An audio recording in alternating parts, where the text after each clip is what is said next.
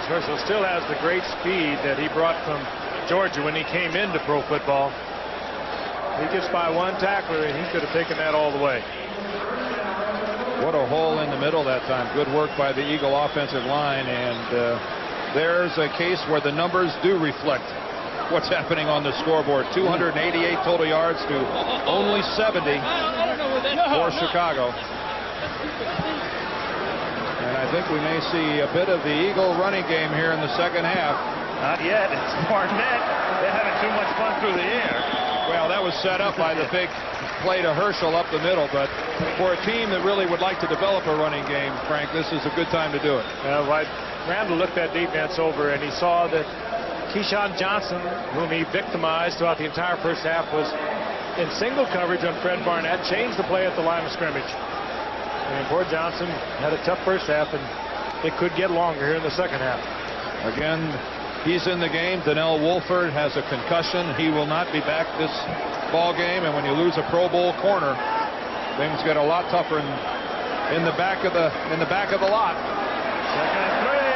Herschel Walker bangs his way out, loses the football at the 40-yard line. Scramble there. I think the Eagles got it back. Yep, they did. Hustling Calvin Williams, isn't it? There are 3 or 4 Chicago Bears around the football and a lone Eagle in Calvin Williams, and he comes up with the football. That's indicative of how bad things are going for Chicago. Herschel Walker carries that ball. He covers it up really well. It was Joe Kane who got the shoulder on it, but Calvin Williams with a superb effort to get the ball back. Looks like Mark Carrier actually had his hands on the ball, and it popped out of Carrier's grasp right to Calvin Williams. That kind of night for the Eagles. Vaughn Hebron is in the game for the first time. The running back, pump fake. He's got Barnett. Oh, and he almost threaded it at the 30-yard line. Jeremy Lincoln just got a fingertip on it to deflect it away. Well, the same play that the Giants last week ran effectively against Mark McMillan and the Eagles. This time the Eagles go to work on the Chicago Bears. And boy, that ball threaded in there nicely, and nice work by Jeremy Lincoln of just getting a fingernail on that football. Look at that.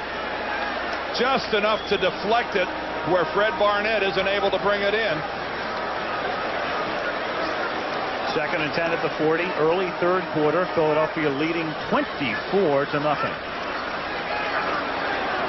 Fake screen. Joseph, who was the recipient, fell down, so he goes back to Hebron on the other side, who breaks it for a first down at the Chicago 40 to the 35-yard line. Oh, did Calvin Williams get a block? Boy, was there downfield blocking going on, and we've got a Chicago Bear that's still down at the 40-yard line.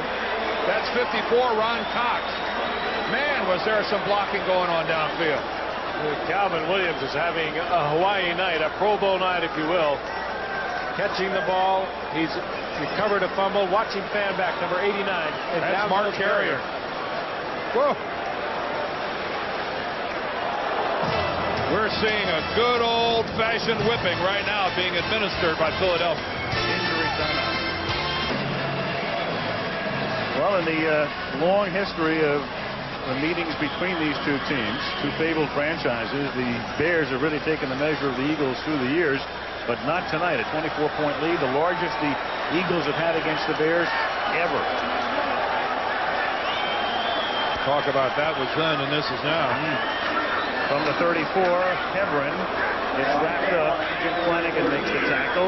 Ron Cox appeared to be okay. He went off during the commercial, and Myron Baker is spelling it for the moment, and now Baker will go out, and Cox comes back in.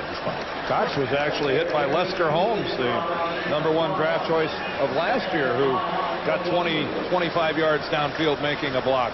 And that's carrying a load downfield. He goes over 300 pounds. Who doesn't these days?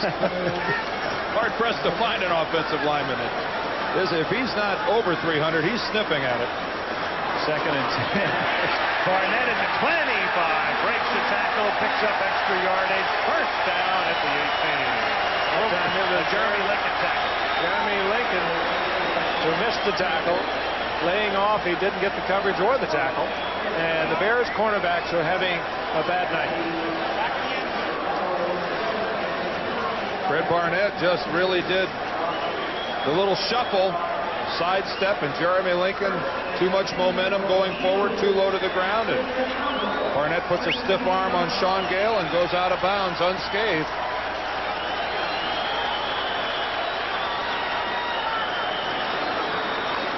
Hebron, he takes it down to the 11-yard line.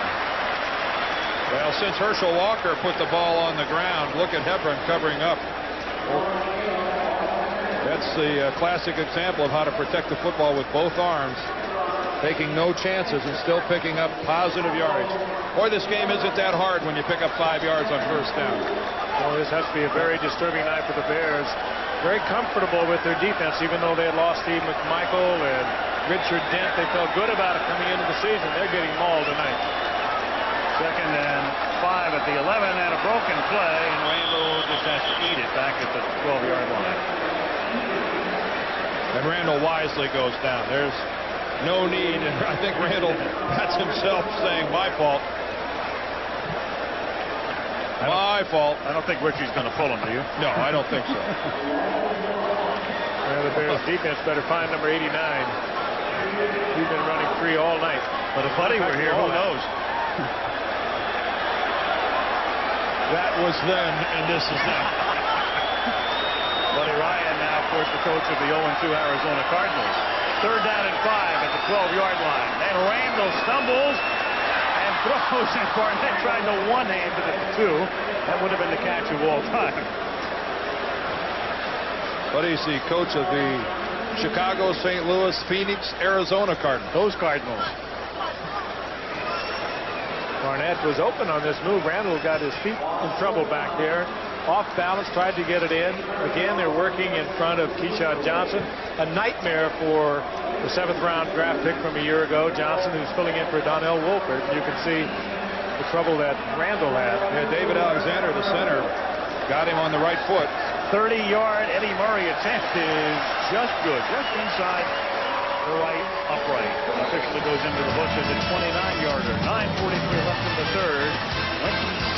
27-0. 9:43 remaining in the 3rd quarter. What a everybody having a great time. Even Bear fan there. Yeah. Where's my pacifier? I'm getting a little tired. This crowd, I want my binky. electric tonight. The Bears need to stick their head out of that cave we saw them in earlier. Oh boy. Yeah, that cave normally comes along in December, not on September 12th. Berger kicks off. Conway from the 12-yard line. Curtis brings it back out to the 33-yard line. Derek Oden makes a stop. He's done a nice job on special teams tonight. Tomorrow night, primetime ABC, a preview of the new comedy On Our Own, right after Full House and Roseanne Ellen and She TV. And then Wednesday, Tim Allen and Home Improvement, sandwiched around the season premiere of Thunder Alley. All American Girl makes its premiere, and Turning Point, the Wednesday night lineup right here on ABC. 1st and 10 at the 34-yard line. Tillman about 3 up to the 37. The Eagle fans are applauding the Bears in attempting to run the football. Something tells me that call would have gotten a different reaction from a Soldier Field crowd.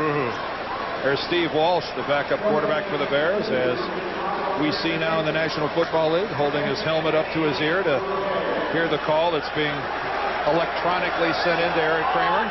Sent down by Ron Turner, the offensive coordinator.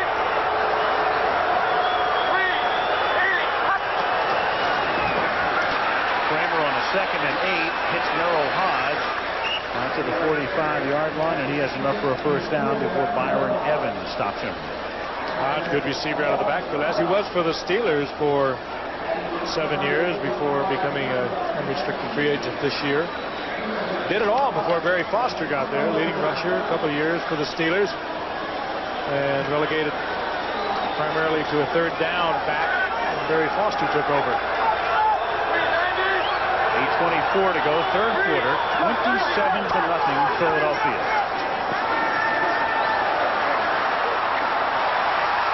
Great coverage by the secondary, and if it there's negative yardage there, and there's a little bit. It'll go in as a sack for William Fuller, and you can credit that to the defensive backfield. The Chicago Bears tonight down on the field, some of their coaches were talking about the possibility of going to 2-0, being the only team in the NFC Central with a 2-0 record. If they go on and lose this ball game, they fall into a pack that you don't see very often. Every team in the NFC Central will have an identical record. They'll all be 1-1. Second down and 10 at the 45.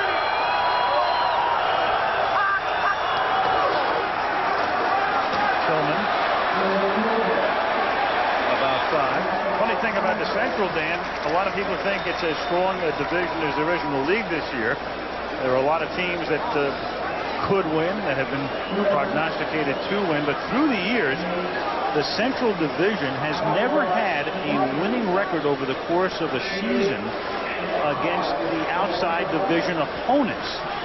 And that goes back to 1977, when the Central Division, as we know it, was created. 20-20 last year, they've never had a winning record against foes outside the division. 3rd and 5.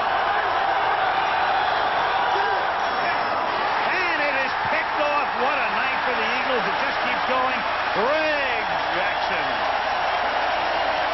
And Eric Kramer is left to take care of his own mistake. He's the only guy that keeps it from being an Eagle touchdown. Well, they looked right at the receiver all the way to his right. He was going for the slant pattern. Greg Jackson had inside coverage. He was not in a man-for-man assignment at all. He was just reading Kramer's eyes. Took that right in stride. 31-yard run back. Kramer looking all the way. Never saw Jackson. Jackson, one of the fastest defensive backs around the league, but very heady. 1st and 10 at the 25. 6:52 remaining, 3rd quarter. On a scintillating night for Philadelphia. The catch is made by Joseph, and there's no game, though, as Joe Kane is right there. 2nd and 10. Philadelphia, I wonder if Jeff Lurie probably feels as if he could have spent $285 million the way his team is playing tonight. Well, they don't all turn out like this. Oh, boy. Savor it. Savor it is exactly right. Yep. And he's got Charles Barkley up there. Look at that. Charles, the former 76er, now the Phoenix Sun. There's Harry Gamble up there in the booth, the president of the club, and one of the many VPs. They have a few. Herschel, shot by Dante Jones. Well, one thing you can count on, I'm sure that the Philadelphia press, or the Chicago press, will really understand the plight of the Bears this week, huh? As Dan said to Wannstedt yesterday after reading all the clips, did you guys win or lose against Tampa Bay last week? Granted, they didn't have a picture-perfect game against Tampa Bay, but they were 21-9. They were almost abused by the Chicago press, and I dare say they will be abused this time. Alonzo Spellman came across the ball. Mark Bavaro came up out of his stance, and Alonzo wants a clarification. He did not make contact. The defense. 5 yards. It's still 3rd down.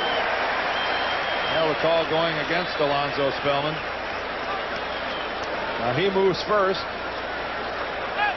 Bavaro moves. But Bavaro is allowed to move. He's a tight end. He can get up and go one way or the other, but that's that rule that if Alonzo Spellman comes across and is in the neutral zone and forces an offensive lineman to jump or an offensive player to jump, that now goes against the defense. That's a rule change for 94. It's a 5-yard gain for Joseph to the 15-yard line, and that's enough for a first. Well, they're going to... The crowd wanting the Eagles to go for it on 4th down, and they are. A little short. Yeah. Brian O'Neill, their big back, the rookie who goes a good 230-35, comes into the lineup. And hardly a big risk on the part of Richie Kojak, leading 27-6.